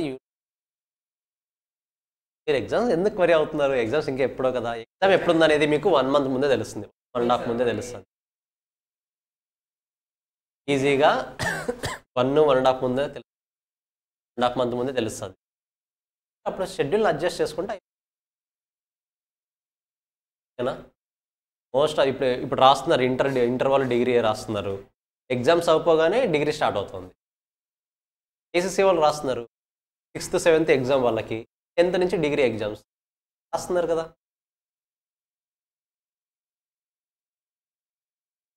పడవచ్చు, చెప్పలేము. నేను చెప్తున్నాను కదా, అలాంటి టైంలో ఏది సెలెక్ట్ చేసుకుంటాం. ఏమే సిఎంఏ ఎందుకు అది కదా మెయిన్ నీకు డిగ్రీ ఏంటి నువ్వు 5 సంవత్సరాల్లో పాస్ అవ్వు ఏమవుతుంది నీకు ఏం చూస్తారు డిగ్రీ ఉందా లేదా బట్ మరి అలా అని చెప్పేసి 5-6 సంవత్సరాలు చేయొద్దు 3 ఇయర్స్ చేయండి ఓకేనా ఎస్ విష్ణు చెప్పు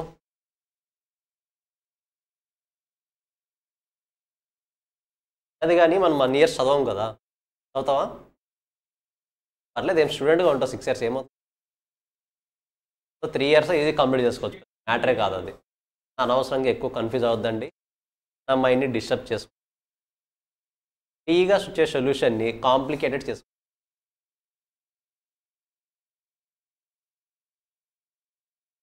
ఎంబీఏ చదివే వాళ్ళు కూడా ఉన్నారు మన డిగ్రీ కంప్లీట్ అయిపోయి మరి ఎంబీఏ సైమల్టేనియస్గా చేసుకుంటారు వాళ్ళ సేఫ్టీ అంతే అది వాళ్ళ సెక్యూరిటీ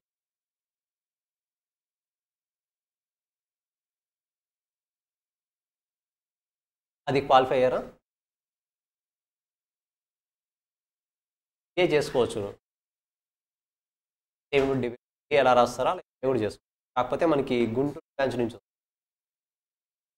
ఎక్కడ కాకినాడ వస్తుంది ఎగ్జామ్స్ బట్ ఒకసారి ప్రతాప్ సార్కి కాంటాక్ట్ అవ్వండి హైదరాబాద్ది కూడా ఒకటి ఉండాలి మనం టైప్ అయినా జాయిన్ అవ్వచ్చు ఏ ఇష్యూ లేదు